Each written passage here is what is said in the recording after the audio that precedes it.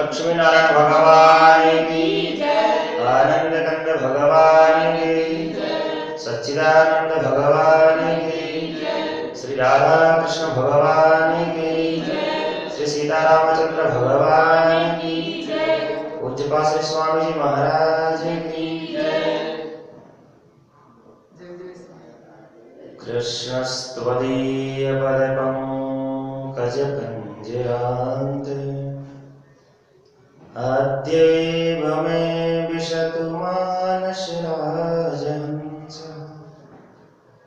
प्राणप्रयाणसमये कफवातपित्तैः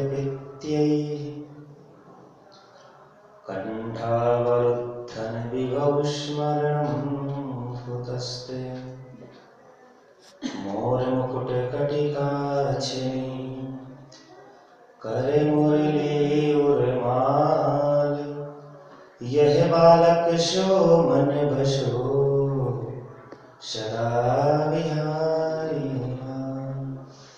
बोले वृंदावन बिहारी लाल की जय। श्री नंदनंदन यशोदानंदन ब्रजनंदन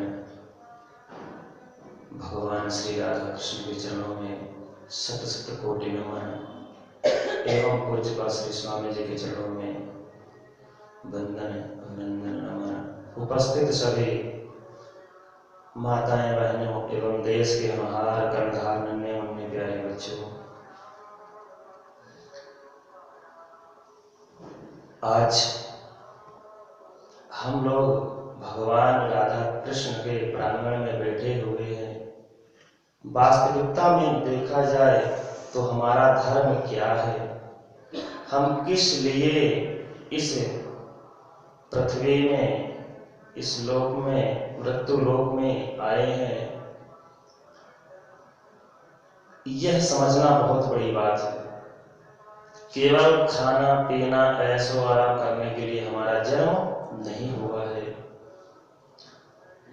शास्त्रों में कहा गया है धर्मो रक्षते रक्षतः, जो धर्म की रक्षा करता है उसकी धर्म रक्षा करता है, जो धर्म को छोड़ता है तो उसको फिर धर्म भी छोड़ देता है। किस प्रकार धर्म की रक्षा करना चाहिए, जैसे कि हमारा जो सत्य सनातन है हिंदू वैदिक धर्म है, क्योंकि यह धर्म अनादिकाल से है। भगवान श्री कृष्ण गीता में अर्जुन से कहते हैं, अर्जुन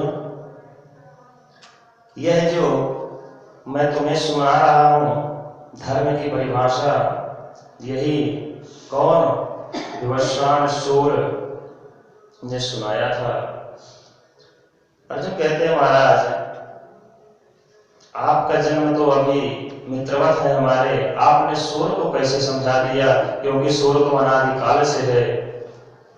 भगवान ने कहा अर्जुन जिस प्रकार कभी भी जब इस धराधाम का प्रलय हो जाता है तो उस समय ही केवल मैं ही बचता हूं। पाताल में धरातल में सब चारों तरफ केवल जल ही जल रहता है। जितना भी हम आप देख रहे हैं बिल्डिंग है मकान है और जितना भी इस पूरे संसार का वैभव है सब यह नष्ट हो जाता है, केवल जल ही जल रहता है। और उस जल में भगवान क्या करते हैं, जो जल पर अयन करे, जो विश्राम करे, जो अपना वास करे, जो मकान बनाए। संस्कृत में जल को नार कहते हैं और मकान को अयन। जो जल में मकान बना करके रहे उसी का नाम क्या है, जल मतलब नार और मकान मतलब संस्कृत में अयन, उसका नाम नारायण होता है। भगवान कहते हैं नारायण स्वरूप मैं इस धरातल पर जब सब कुछ क्या हो जाता है, प्रलय हो जाता है, तो केवल मैं ही रहता हूं। मेरे अलावा समझ लो कि एक तिनका भी नहीं रहता है, न हिल सकता है। भगवान अपना विभूति वर्णन में अर्जुन को बताते हैं तो कहने का मतलब है कि धर्म हमारा क्या है।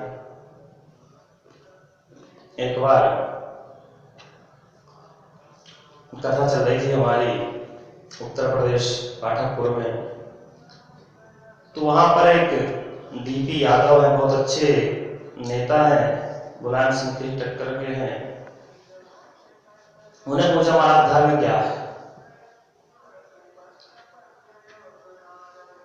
तो धर्म की परिभाषा तो खैर बहुत बड़ी है, लेकिन संक्षिप्त में धर्म का मतलब क्या होता है कि जीव मात्र पर दया करना ही सबसे बड़ा धर्म है। मतलब कि जो बात हमें अच्छी नहीं लगती है, जो चीज, जो वस्तु, जो गुण अवगुण जो हमें अच्छे नहीं लगते हैं, वह हम किसी और को प्रदान ना करें। धर्म की जो सीधी सादी परिभाषा है वह यही है कि धर्मो रक्षति रक्षका, जीव मात्र पर दया करना। किसी भी जीव को, चाहे चींटी हो, चींटा हो, कुत्ता हो, बिल्ली हो, हाथी हो, गधा हो, सुअर हो, कोई भी हो, उसको किसी भी प्रकार से हमारे माध्यम से क्या ना पहुंचे, क्षति नहीं होना चाहिए, उसको कष्ट नहीं होना चाहिए। क्योंकि हमें भगवान ने शरीर बड़ा दिया है, किसी को छोटा दिया है। एक जो चींटी होती है उसका आकार छोटा है और हमारा बड़ा है, केवल फर्क है शरीर का, और शरीर का धर्म है छोटा बड़ा, मोटा पतला होना। बाकी जो परमात्मा के रूप में आत्मा का वास है वह सबके अंदर है। तो किसी भी प्रकार से किसी का अपने मनसा वाचा कर्मणा दुख न दें।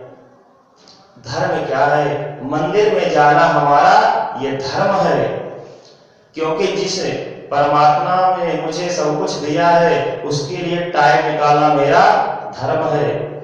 एक बात कहते हैं, एक संत हैं कि दिन में 24 घंटा होते हैं, 24 घंटे को आप क्या करो, 4 भागों में डिवाइड कर लो।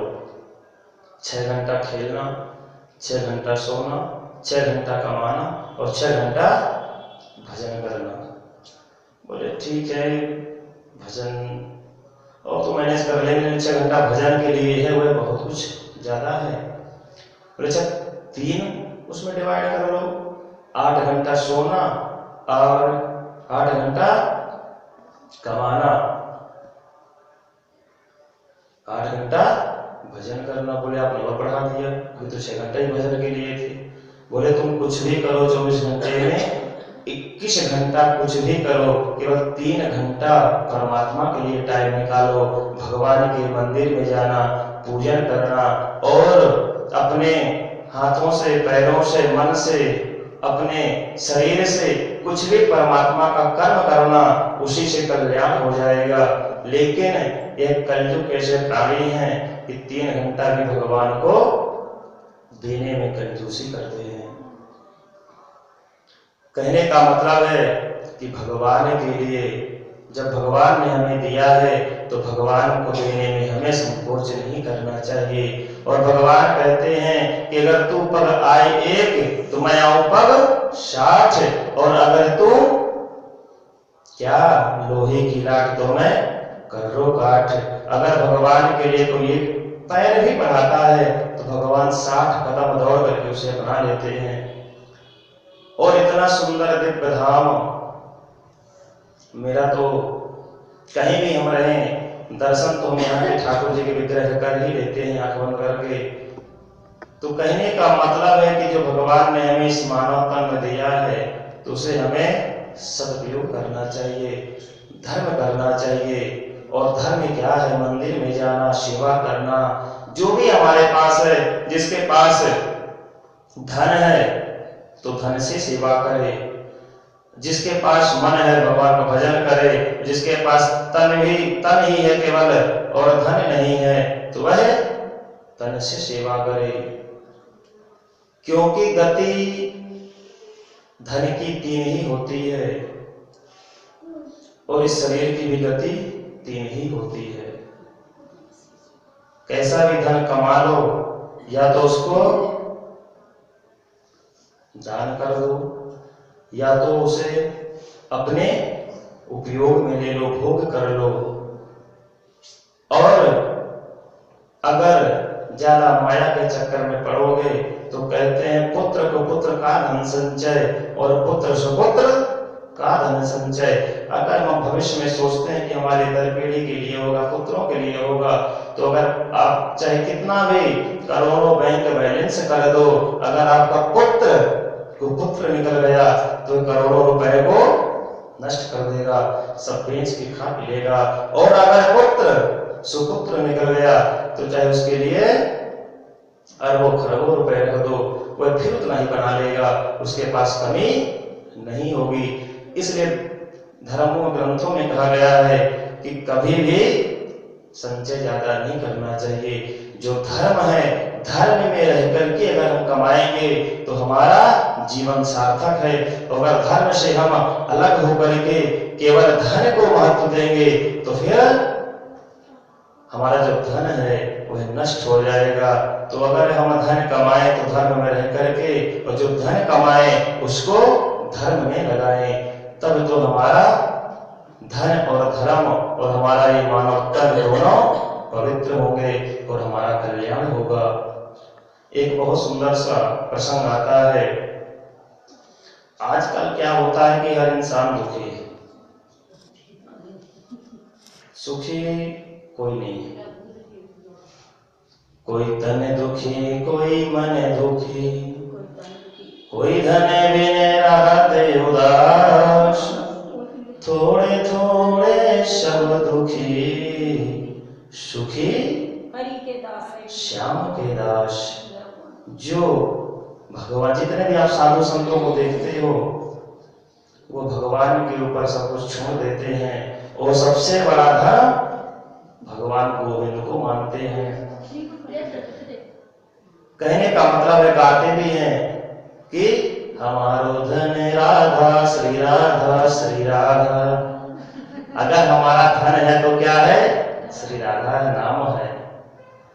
तो इंसान को, जो संत होते हैं, नाम, राम नाम रूपी धन ही अर्जित करते हैं। जो ऐसा द्रव्य है, जो ऐसा अर्थ है कि परलोक में वो चलता है। जैसे मान लो विदेशी करेंसी है, यहाँ का नोट है, आप बाहर किसी अदर देश में जाओ, वहां नहीं चलेगा, वहां उसको चेंज किया जाएगा डॉलर में, जो यहाँ की जिस कंट्री की करेंसी होगी। और उसी प्रकार जितने भी देश हैं सबकी अलग अलग करेंसी है, लेकिन केवल वहीं तक ही सीमित है। अदर राज्य में, अदर कंट्रियों में वो नहीं चलती है। लेकिन जो यह राम नाम रूपी, राधा नाम रूपी, श्याम नाम रूपी, गोविंद नाम रूपी जो धन है, यह हर जगह यहाँ भी हमारा साथ देता है और मरने के बाद वहां भी जाता है।